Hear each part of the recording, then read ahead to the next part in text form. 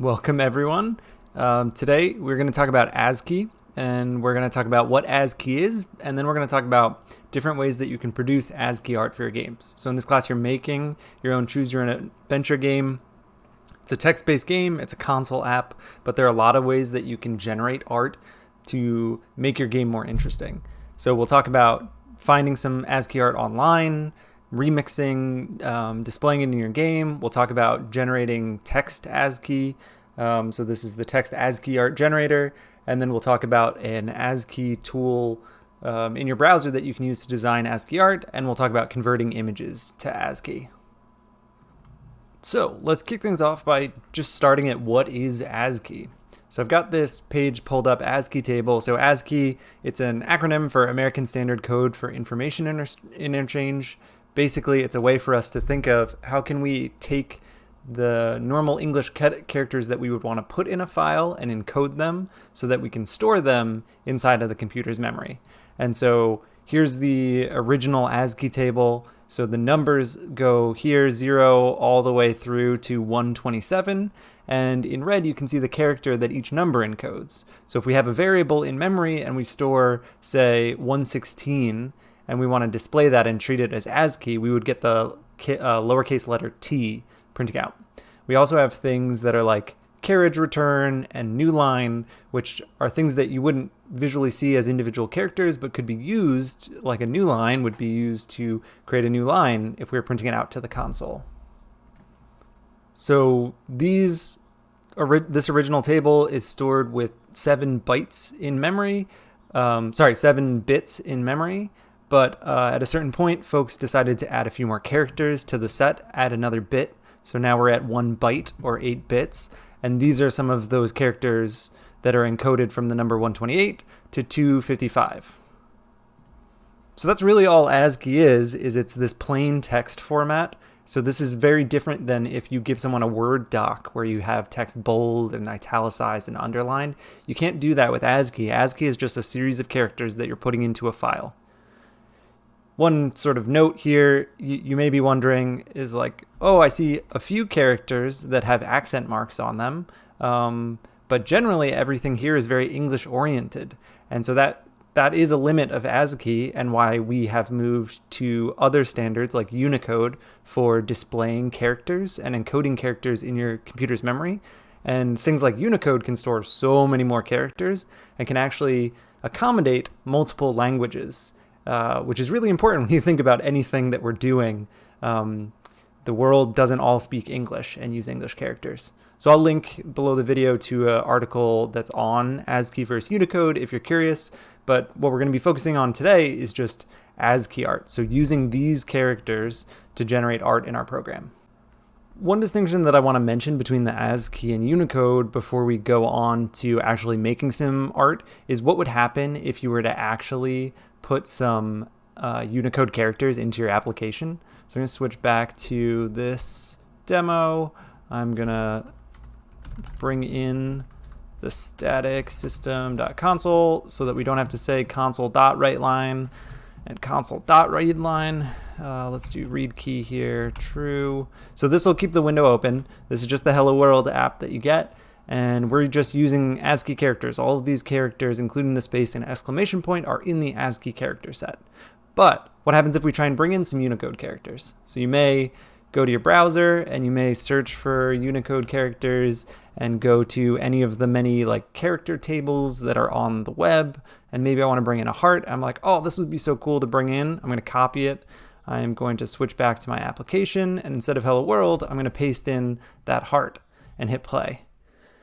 And what we're going to see is that instead of the heart showing up, even though it shows up in our text editor, we're getting just question marks here displaying to the screen.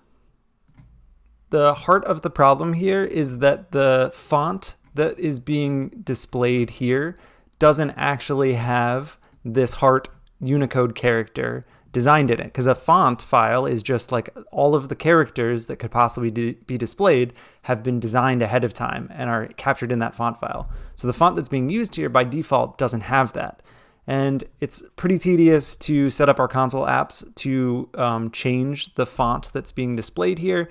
So we're just going to sidestep all the Unicode stuff. We're going to leave that alone and just focus on ASCII. And just know that if you get these question marks showing up in your console and you didn't print out question marks, that usually means that you have a character that's non-ASCII that you're trying to display that your font doesn't support.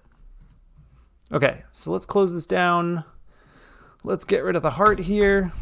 And let's start going through the ways that we can actually use ASCII art in our games. So the first thing I want to talk about is we can go online and we can find and remix ASCII art designed by ASCII artists and bring it into our application. So for instance, we can go to, if you're looking at this in Canvas, I have all of these links here, but there's asciiart.de and asciiart.eu. All of these have different sets of ASCII designs by different artists. And I'm going to use asciiart.eu here, which has art by different categories. And I pulled out a few already, but just letting you know that, like, if you're curious, there's video game characters that people have designed, and they're usually credited, like, here's the title of the art by this person. So if you're bringing this art into your game, make sure that you credit the artist somewhere in your game, like having a credit screen at the end of your game. But let's just grab some. So I have these pulled up. There's a section that has borders. I'm like, oh, this would be cool to maybe display the first scene of our game. And for this demo, we'll just do something like super simple where we're entering a building. And so we'll display like a sign that says enter if you dare. And then we'll display a picture of the building. And then we'll sort of display a room inside the building. And that'll be it for our game. So let's start by doing right line. And we're going to use a verbatim string here. And I'm going to paste in my ASCII art that I found online. And we can get rid of this up here. And let's temporarily put the read key true down here to keep the window open. So if I hit play, this should work just fine. We get our panel printing out. And if we want, we can put some text in here. Enter. Let's do it in all caps, enter if you dare. And then the thing about ASCII art is that it's very sensitive to spacing, and it's designed to be displayed with what's called a monospace font, which is what is by default using your console app, so we're good there. And what is displayed inside of our editor, so we can edit some of it here. So we just now need to make sure that we delete enough spaces to get our art lined up again with enter if you dare showing up. So I can play it now. Enter if you dare. Great, we're golden. I might just add like you see a sign ahead. So this is the first scene of our game. We'll maybe like wait for the player to press a key, and then we'll display a picture of a building. Before we move on to the next one, though, let's talk about verbatim strings. So verbatim string is a special kind of string inside of C#, where whatever you type in gets interpreted literally. So normally when we create a string, like we wanted to print out something, and we wanted to include like a slash in there as part of the string, this will cause an error because a slash is a special type of character called an escape character. That is used to make sure that we can type in special characters like /t for tab or /n for new line, but that's not how slashes work inside of a verbatim string. We can just type in slashes ourselves and get no errors. The other thing that verbatim strings let us do that we're using for ASCII art is if we wanted to have sort of a new line between these two characters, like I'm trying to press enter here to get a new line character, and C# is fighting me because that would actually be a problem if we had ever put an enter character in here. So let me trick it and do this. So I pasted in a new line, and we're getting errors because our strings, when they start on a single line, they have to end on a single line unless we're using a verbatim string, and then we're able to actually just insert new line characters as we see fit.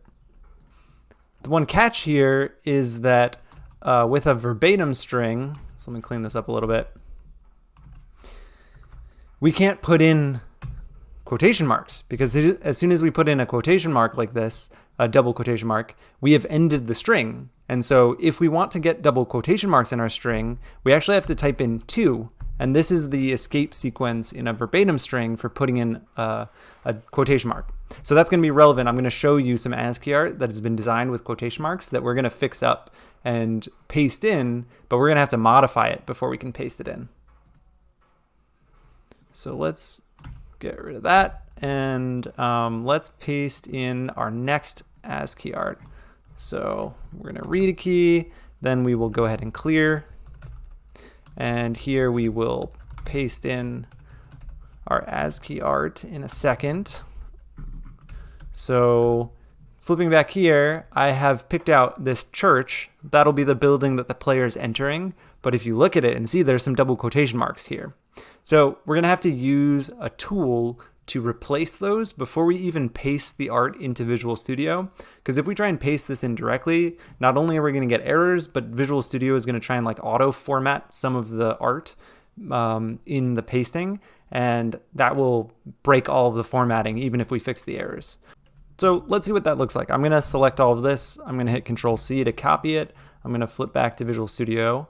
I'm going to paste it in. And as soon as I paste it in, not only does it change some of the spacing by trying to auto format, but it also generates a bunch of errors, because as soon as the verbatim string ends and we go from green text to non-green text, it's interpreting that as code. So it thinks that this is a variable that we're referencing, and it doesn't know what we're talking about because it doesn't exist in this context. So what we need to do is make sure that we fix our art before we paste it in here.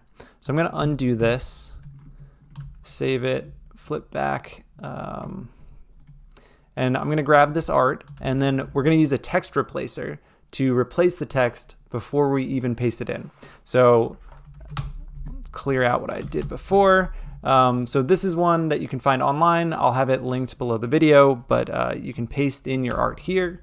And then what you want to do is any place where there's a double quotation mark, we want to replace it with 2 double quotation marks, which is the sequence for an escaped quotation mark, which will actually display as a string as opposed to ending our verbatim string.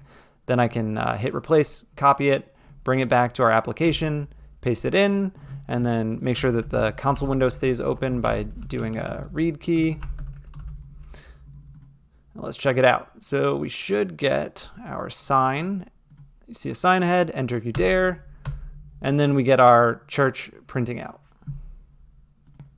So before we move on to the next piece of ASCII art, let's clean up this application a little bit. So let's say that I want to create a credit screen at the end of our game.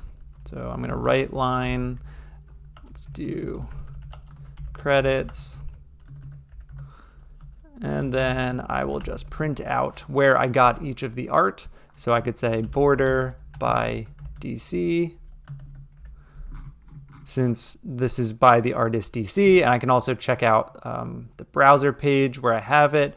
So here, you know, that doesn't have any attribution next to the art. And if I were to use this one, I might just say border from, and then paste in this URL. So I'm going to copy this URL and bring it in.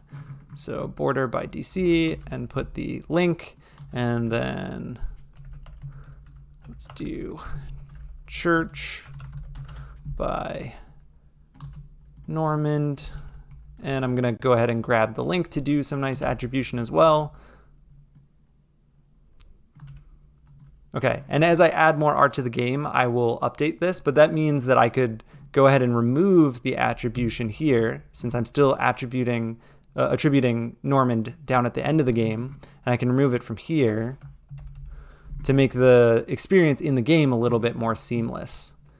I'm going to put a read key at the end here, and save it and run it. Enter if you dare. The attribution is not there. The church, we got church without the attribution at the bottom. All good. So I'm going to close this. Let's do a little bit more cleanup. I'm going to scroll up here. I'm going to move this down to the next line by cutting it and pasting it in. And then let's say you see a church in front of you. And we're doing a couple of things multiple times. So we're doing this like read key to let the player know or to show the player the scene and let them press a key to advance. And so this would be much better if we did something like write line, press any key like this.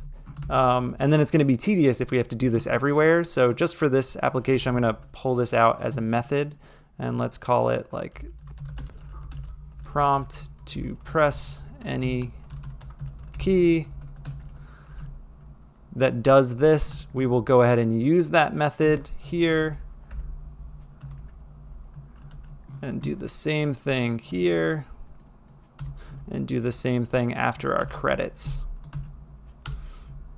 So maybe we'll update this credit screen, so when the game ends, we'll say something like write line, that's all folks, game over for now, and add some white space here. So now our experience should be a little bit more improved for this simple game. So we see a sign, press any key to continue. We see the church, press any key to continue. That's all, folks. Credits. And maybe this spacing is a little off, so I'll fix that down here. That's all, folks. Let's add maybe 2 lines there and 1 line here. One comment is that, we're just doing a simple demo, so this application is not well structured in terms of the other applications we've created. We're doing a lot of stuff in our program class, and we should break this out into, a game class or multiple classes. So, disclaimer on all this isn't how we should do it. It's just for a simple demo. And then the other thing that I want to point out as we're running this is this works fine. Our art displays on screen, looks good. This next one, our church is actually being clipped and the text is being clipped. So what we kind of want is we've now determined that our game window, we kind of need at least this much room in the window for the player to be able to see every screen of our game. And we could probably shrink this window down a little bit. So we could have our game window show up as something like this, where we control the size. And that's possible with code as opposed to relying on the player to have to resize the window, which isn't a great user experience. So let's go ahead and close this and start working on changing the window size. So I'm going to scroll up to the top of our application when everything starts.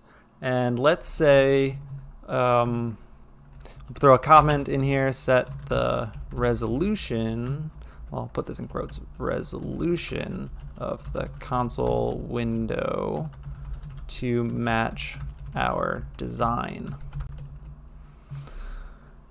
And while I'm at it, let's just make sure that the title shows up as something custom. We'll say this is our ASCII game demo. So let's say that we want, for the sake of argument, the width of our game to be 120 characters long and the height of our game to be 40 characters tall. And so these aren't pixels, these are characters, because that's how the console thinks of things. It doesn't think in terms of pixels. So we can actually use, let's see if I have it pulled up, the console documentation. If we look at the properties and scroll down, there is a window width and window height property. And so the window width is telling us we can use this property to get or set the width of our console window in columns. And it does warn us that we're going to get this argument out of range exception if we try and set a width that's less than or equal to 0 or greater than the maximum possible value of an integer, or greater than the maximum sort of space we have available for our console on the on the player's computer, given the font size and screen resolution. So, we can't just blindly set these values and have it work across all computers. We're going to have to make sure that we sort of consider what is the user's current resolution and font. And the easiest way is that the console application also provides us the largest window width and largest window height properties, which allow us to just ask, what's the biggest possible thing that could fit on this user's screen. So let's demo some of those in code. So what we can do is use the window height and window width properties from the console. And as long as those will fit on the user's screen, if we hit play, now the console window has changed size. So there we go. Our church fits. We could probably shrink the width a little bit here for everything to fit even nicer. But this works. But what happens if you said, I want it to be 300 wide and hit play?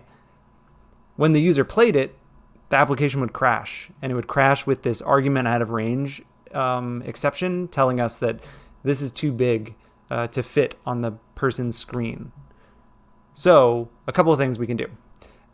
Here we could, instead of using that big number, we could just say, let's make it as big as possible. So we could say largest window width and run it. And we would now have our game printing out at the biggest size that fits on the player's font, fits with the player's font size and window size. So that's one way to handle it. But our game kind of doesn't look great when we just stretch it out all of this way. So another way that we could handle this is, let's go back to passing in the desired width here. We can do this code, which is kind of like, I'm going to put quotes around this dangerous code because it could cause an error. We'll put it in a try statement, which allows us to run it. And then if this crashes, we can catch that error.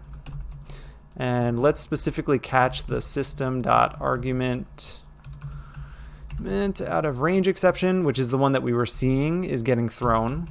We can catch it in this variable. And then if this happens, we can just print out a warning to the player to be like, hey, the game's not going to look as good as it possibly could with your current settings, so maybe try setting them and playing them again, but let's not let the application crash. Let's let them keep playing. So I'm just gonna, I've written this already, so I'm just gonna copy this in.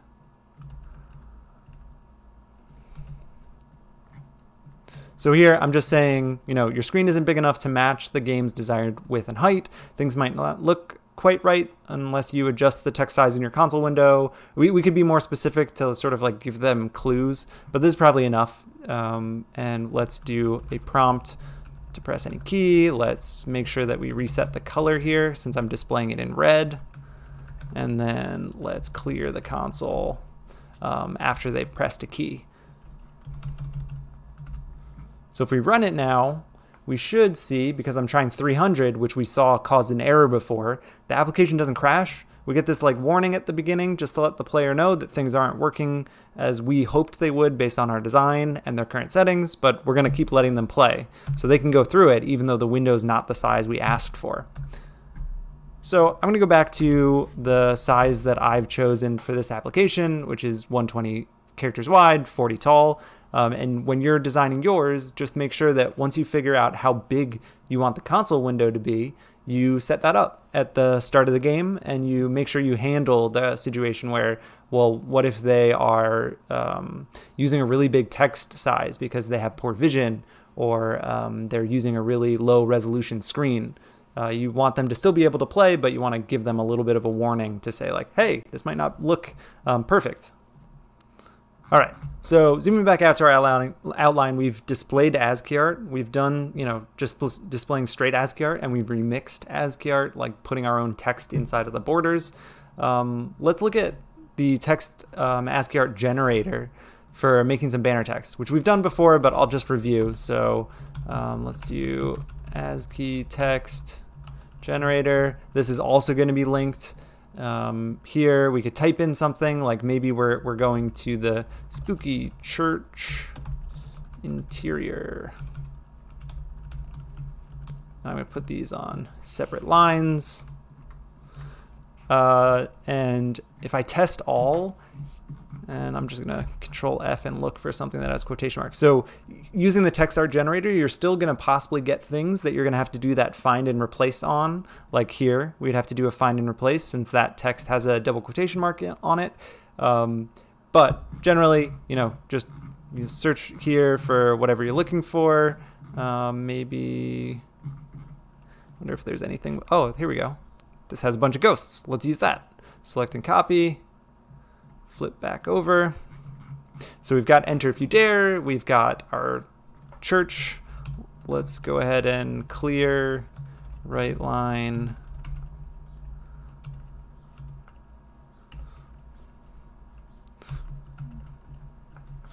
Oh boy, typing. Here we go. There we go. Print out our text and prompt to press any key. Let's test it. We might need to adjust the width and height now. So here we go. Enter if you dare. Spooky church interior. Great. Our game is still fitting in our window size. So let's do the next thing. So we've got our banner text generator. Let's actually design some ASCII art ourselves.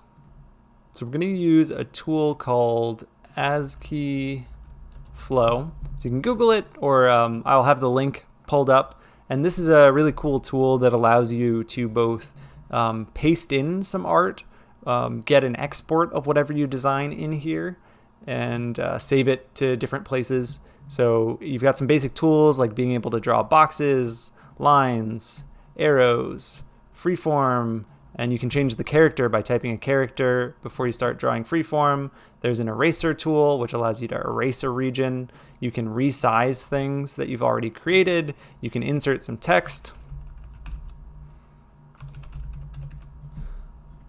And you can select and move things around. So it's a really cool tool that has some basic ways for you to design ASCII art that is a little bit better than if you just opened up Notepad to try and design things yourself. So I'm going to erase all this, and we're in the interior of a church, and maybe we could design something really simple using the tools that are here. So could draw, let's give ourselves maybe a rectangle for the room, and then we're going to draw this kind of in perspective like this. And actually, I think I need a little bit more room here.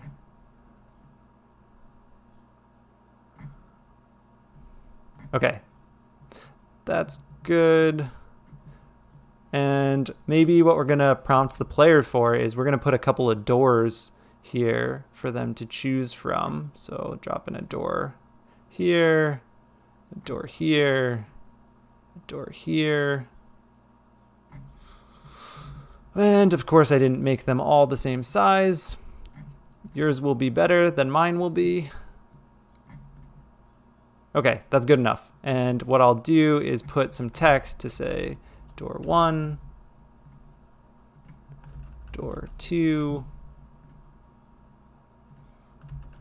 door 3,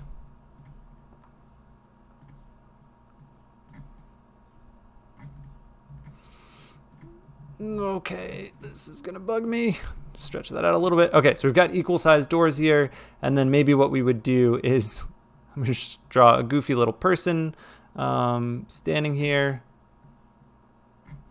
and with some text. You are here, pick a door. And then once we've finished designing things, you can make sure that you save it somewhere, so you can use Google Drive to save it, or you can export using this button, which will give you a window with everything selected, and you can just hit Control-C, or you can hit Control-A to select everything in this window, and then hit Control-C, flip back to code, and let's print that out. Use a verbatim string again, and paste this in. Let's make sure to clear, and we will prompt for any key, and run it and see our whole flow. Enter if you dare. There's a church in front of you. spooky church interior. And then our choice, where we can see door 1, door 2, door 3. You're here, pick a door. And at this point, instead of press any key, we could read the input. So we could read line, or we could read key to ask which of these doors they want to go through. And then, if they chose door 1, we would display a different scene from if they chose door 2. So that's kind of the basics of how you can use ASCII flow to create some simple art that you can include in your game to make it less text heavy. So let's close this. And the last thing that I want to show you is how to convert images to ASCII.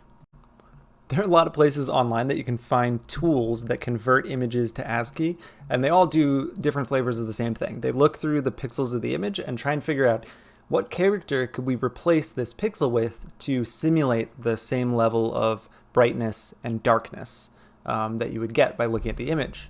So the one that I like to use is called ASCIIart.club, and it has a lot of sliders and configuration options that are really helpful. And then you basically just upload an image to here.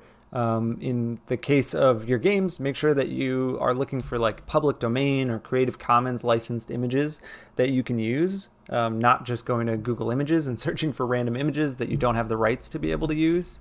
So I went to find a public domain image of a skull to use in the game. So I'm just going to upload it here, hit go, and it's going to show me a preview of the image and then a preview of the generated ASCII. So you can change the sort of shading and sharpness and hit regenerate. You can make it monochrome or colorized. In this case, we're going monochrome because our console's not going to render color anyway. And then you can kind of adjust the threshold for what parts of the image are considered black and what parts are considered white. So if I drop this slider down, I've now said that more things are going to be considered full white in our image. So if I run it, you can see that some of the areas that were darker have now sort of been rendered as all white. And then the more important things here are changing the text. So in terms of compatibility, your sort of best compatibility with fonts in the console is going to be ASCII only. And you'll see that's just using the 0 through 127 characters that we saw at the beginning. These characters up here. There are extended characters here, so that's where if we change text to the extended character set, we get kind of like a cooler looking image because we have more of these blocks that we can use to render and fill in dark text. We can also change the size. So here is where we would,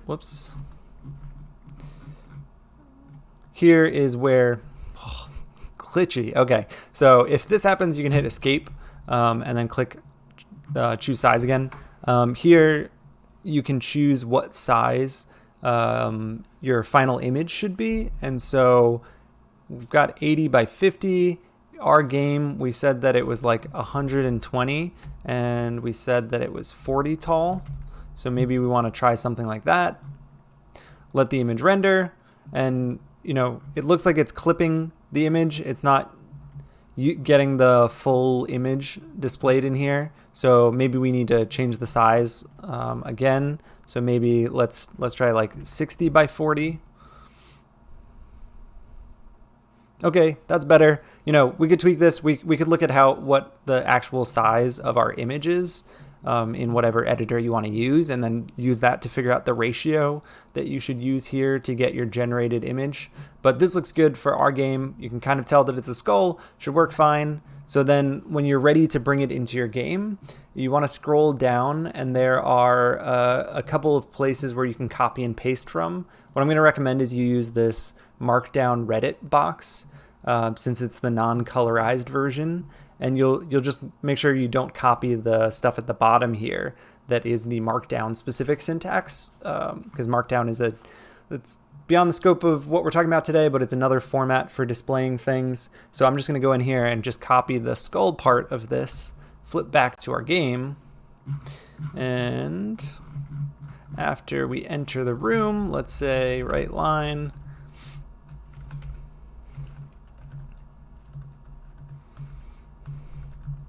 you entered room 1 and found a found a giant skull. And then I can paste in that skull.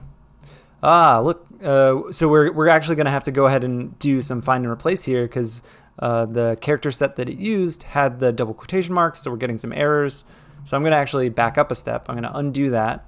I'm going to flip back to our replace text, paste it in, replace quotation marks with double quotes, replace text, copy, flip back, paste it in, all green, so it's all good. It's all in the verbatim string. Let's make sure that we clear, and we're going to go ahead and prompt for any key. Let's test it out. Enter if you dare. We got our church. You move into the church. You get some like interstitial text, spooky church interior.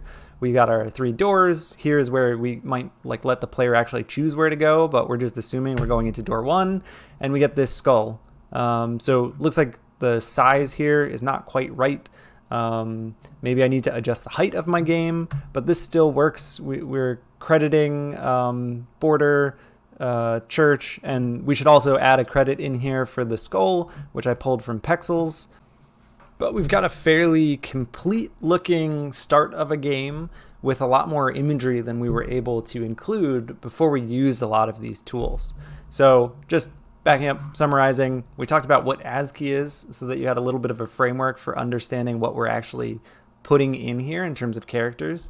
We figured out how we could find some art, remix it. We figured out how to create some banner text. We could design some art by hand, which actually I really highly recommend because it allows you to do a lot of cool things where even just simple visuals like this will improve your game over if we had just put text that said you stand in front of 3 doors, which one do you go into? And then we wrapped up with learning how to actually take some real world images and turn them into our kind of like blocky ASCII art here of a skull. So go forth, integrate these into your game, and make something cool.